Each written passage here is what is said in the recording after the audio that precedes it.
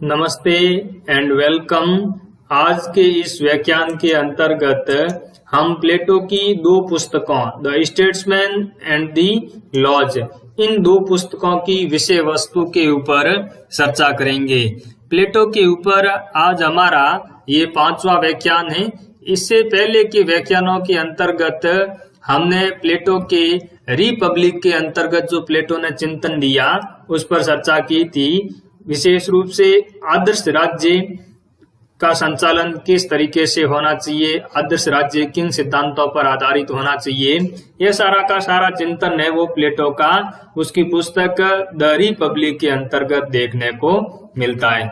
आज हम जिन दो पुस्तकों पे चर्चा कर रहे हैं ये दो पुस्तकें हैं द स्टेट्समैन और द लॉज। इन दो पुस्तकों के अंतर्गत जो प्लेटो ने विषय वस्तु लिखी या रिपब्लिक से हटकर के अलग तरह की शासन व्यवस्था के ऊपर अपना लेखन प्रस्तुत किया, उनको समझने का प्रयास करेंगे। तो पहले हम प्लेटो की जो पुस्तक द स्टेट्समैन है इसकी विषय वस्तु के बारे में चर्चा करेंगे। यह पुस्तक प्लेटो ने उस समय लिखी जब प्लेटो सिराक्यूज के शासक डियोनीसियस द्वितीय को दार्शनिक राजा बनाने की प्रक्रिया के अंतर्गत संलग्न था।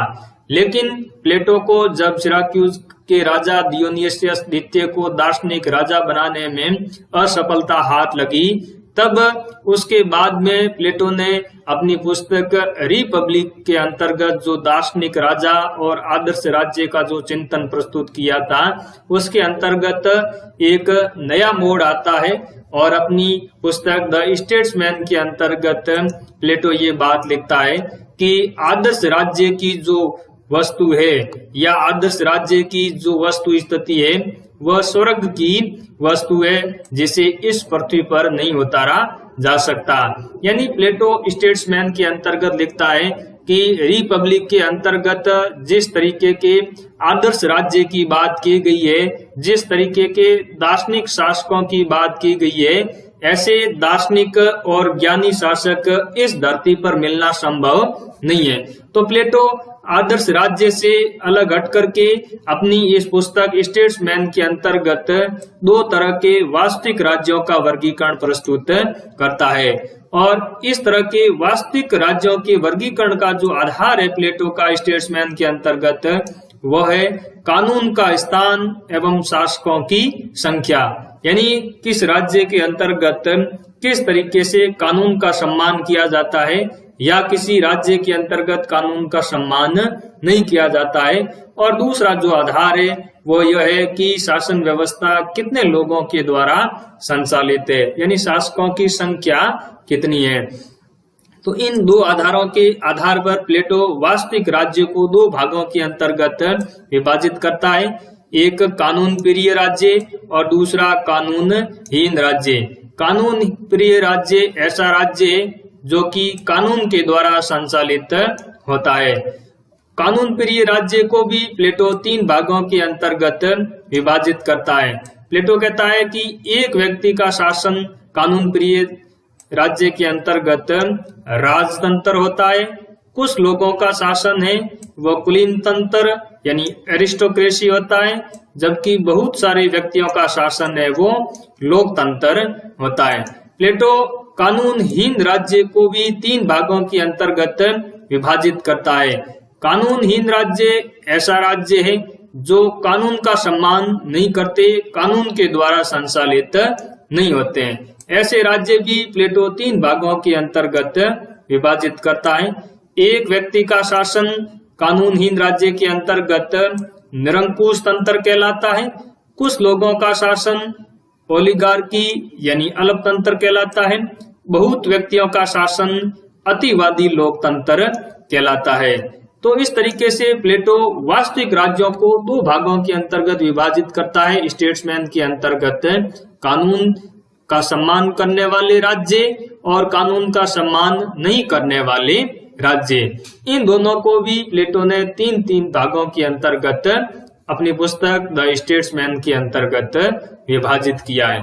प्लेटो कहता है इस पुस्तक के अंतर्गत कि कानून प्रिय जो राज्य है वह कानूनहीन राज्य की तुलना में श्रेष्ठ है और प्लेटो ये भी कहता है कि जो लोकतांत्रिक शासन व्यवस्था है, जिसकी प्लेटो ने अपनी पुस्तक द रिपब्लिक के अंतर्गत आलोचना की थी। जब हम स्टेट्समैन को देखते हैं, स्टेट्समैन के अंतर्गत रिपब्लिक की तुलना में लोकतंत्र की कम आलोचना है वो प्लेटो के द्वारा देखने को मिलती है। प्लेटो कहता है कि कानून न मानने वाले राज्यों के अंतर्गत जो सबसे श्रेष्ठ शासन व्यवस्था है वह है लोकतंत्र, लेकिन कानून आधारित जो राज्य है उसके अंतर्गत सबसे बुरा शासन भी लोकतंत्र है। तो कानून प्रिय जो राज्य है उसके अंतर्गत प्लेटो किस शासन व्यवस्था को सर्वश्रेष्ठ मानता है?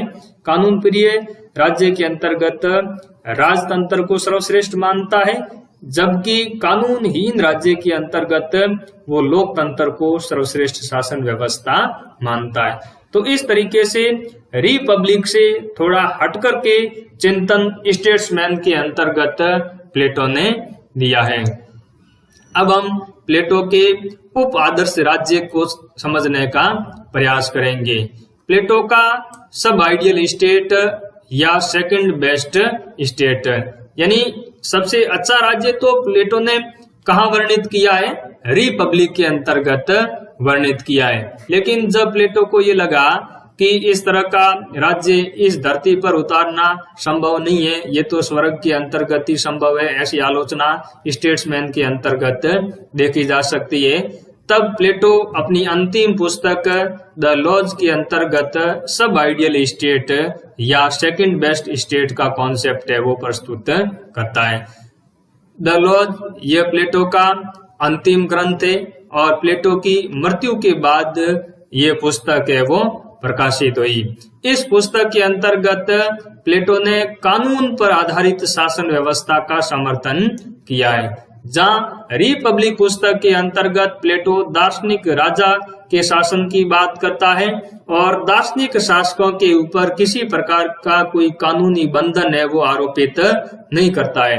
लेकिन द लॉज के अंतर्गत प्लेटो ने कानून पर आधारित शासन व्यवस्था का समर्थन किया है।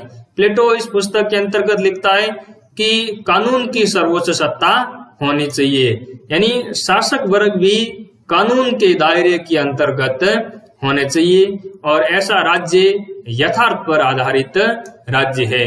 जहां प्लेटो का रिपब्लिक के अंतर्गत जो दार्शनिक शासकों का राज्य है वो आदर्श राज्य की अवधारणा पर आधारित है, वहीं प्लेटो का जो सब आइडियल स्टेट की जो अवधारणा है जो कि कानून पर आधारित शासन व्यवस्था की बात करता है, यह यथार्थ पर आधारित राज्य है। इस पुस्तक के अंतर्गत प्लेटो ने मिश्रित राज्य का समर्थन किया है, यानी शासन व्यवस्था कैसी होनी चाहिए? शासन व्यवस्था राजतंत्र और लोकतंत्र इन दोनों के ही मिश्रण पर आधारित होनी चाहिए। प्लेटो अपनी पुस्तक द लॉज के अंतर्गत लिखता है कि राजतंत्र का तो गुण यह है कि यह कुलीनता पर आधारित, विवेक या बुद्धि पर आधारित शासन व्यवस्था है, जबकि लोकतंत्र का गुण यह है कि यह नागरिकों की स्वतंत्रता पर आधारित शासन व्यवस्था है। तो प्लेटो ने अपनी पुस्तक द लॉज के अंतर्गत राजतंत्र के गुण जो कि विवेक या बुद्धि है और लोकतंत्र के गुण जो कि नागरिकों की स्वतंत्रता पर आधारित है, इस तरह की मिश्रित शासन व्यवस्था का अपनी पुस्तक द लॉज के अंतर्गत समर्थन किया है। अगर हम प्लेटो की पुस्तक द लॉज को देखें तो प्लेटो ने अपनी इस पुस्तक के अंतर्गत राज्य को 12 भागों के अंतर्गत विभाजित किया है और इस पुस्तक के अंतर्गत 12 समितियों का भी वर्णन है वो देखने को मिलता है। इनमें से एक जो महत्वपूर्ण समिति है वो है नॉक्टुरल काउंसिल। यह जो नॉक्टुरल काउंसिल है यह कानून निर्माण करने वाली सभा है, जिसके अंतर्गत इस तरह से कानूनों का निर्माण किया जाता है ताकि व्यक्तियों का नैतिक चरित्र है वो उन्नत किया जा सके। यह जो नॉक्टुरल काउंसिल है यह प्रतियोगिता परीक्षाओं के अंतर्गत भी इससे संबंधित क्वेश्चन कई बार पूछा जा चुका है कि नॉक्टुरल काउंसिल का उल्लेख है वो प्लेटो की किस पुस्तक के अंतर्गत है। तो द लॉज के अंतर्गत इस काउंसिल का उल्लेख है। इसका प्रमुख कार्य क्या था? इसका प्रमुख कार्य था कानून का निर्माण करना। प्लेटो ने अपनी पुस्तक द लॉज के अंतर्गत निजी संपत्ति और परिवार रखने का भी समर्थन किया है। जहां हम प्लेटो की पुस्तक द रिपब्लिक को देखते हैं तो प्लेटो ने रिपब्लिक के अंतर्गत शासक वर्ग और सैनिक वर्ग के पास में निजी संपत्ति और निजी परिवार रखने का समर्थन नहीं किया है, लेकिन द लॉज के अंतर्गत प्लेटो निजी संपत्ति और परिवार रखने का समर्थन करता है। यहाँ पर प्लेटो ने दार्शनिक राजा की सर्वोच्चता के बजाय विभिन्न वर्गों के मध्य आपसी सामंजस्य स्थापित करने पर बल दिया है। हमने रिपब्लिक को देखा तो रिपब्लिक के अंतर्गत प्लेटो 3 वर्गों का उल्लेख करता है। एक शासक वर्ग, दूसरा सैनिक वर्ग और तीसरा उत्पादक वर्ग। तो प्लेटो सबसे ऊपर रिपब्लिक के अंतर्गत वरीयता किसको देता है? शासक वर्ग को प्लेटो वरीयता देता है। फिर दूसरे नंबर पर वो वरीयता देता है सैनिक वर्ग को, और तीसरे नंबर पर फिर वो किसको रखता है? तीसरे नंबर पर वो उत्पादक वर्ग को रखता है। तो रिपब्लिक के अंतर्गत इस तरह की हायरार्की है वो देखने को मिलती है, लेकिन प्लेटो की पुस्तक द लॉज के अंतर्गत इस तरह की हायरार्की है वो देखने को नहीं मिलती, बल्कि प्लेटो द लॉज के अंतर्गत विभिन्न वर्गों के मध्य आपसी सामंजस्य एवं संतुलन स्थापित करने की बात करता है। प्लेटो ने द लॉज के अंतर्गत कृषि प्रधान राज्य और आत्मनिर्भर राज्य का समर्थन किया है।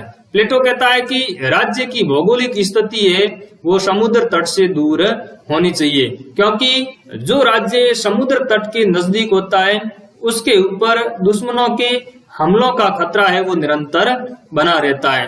दूसरा प्लेटो यह कहता है कि जो राज्य समुद्र के तट पर स्थित होता है वह व्यापारिक राज्य होता है, और व्यापारी है वो लाभ और हानि के माध्यम से काम करते हैं। ये हमेशा प्रॉफिट को खोजने के लिए काम करते हैं। तो व्यापारिक राज्य के अंतर्गत राज्य का तोल मोल है वो किया जा सकता है। तो प्लेटो इस तरह के व्यापारिक राज्य का समर्थन नहीं करके कृषि प्रधान राज्य या आत्मनिर्भर राज्य का समर्थन करता है। प्लेटो ने अपनी पुस्तक द लॉज के अंतर्गत राज्य की जनसंख्या के बारे में भी बात की है। प्लेटो कहता है कि राज्य की जनसंख्या है वो 5040 होनी चाहिए। 5040 क्यों बताता है? क्योंकि प्लेटो कहता है कि इसके अंतर्गत 1 से लेकर के 10 तक की सारी संख्याओं का भाग है वो इसके अंतर्गत चला जाता है। क्योंकि प्लेटो है वो गणित के ऊपर ज्यादा बल देता था, तो गणित का इस्तेमाल करके ही उसने राज्य की जो जनसंख्या है वो 5040 निर्धारित की है। तो इस व्याख्यान के अंतर्गत हमने ये पहले तो ये समझा कि द स्टेट्समैन के अंतर्गत प्लेटो वास्तविक राज्यों का 2 भागों के अंतर्गत वर्गीकरण करता है, कानून आधारित राज्य और कानून विहीन राज्य। फिर हमने ये देखा कि प्लेटो ने अपनी पुस्तक द लॉज के अंतर्गत जो सब आइडियल स्टेट का सिद्धांत दिया है उसके अंतर्गत उसने दार्शनिक शासकों की बजाय कानून की सर्वोच्च सत्ता का समर्थन किया है। तो इस तरीके से प्लेटो अपनी इन 2 अंतिम पुस्तकों के अंतर्गत शासन व्यवस्था से संबंधित अपनी धारणा को बदलता हुआ दिखाई देता है। उम्मीद करता हूं कि इस व्याख्यान के माध्यम से आपको स्टेट्समैन एंड द लॉज की विषय वस्तु समझ में आई होगी। धन्यवाद।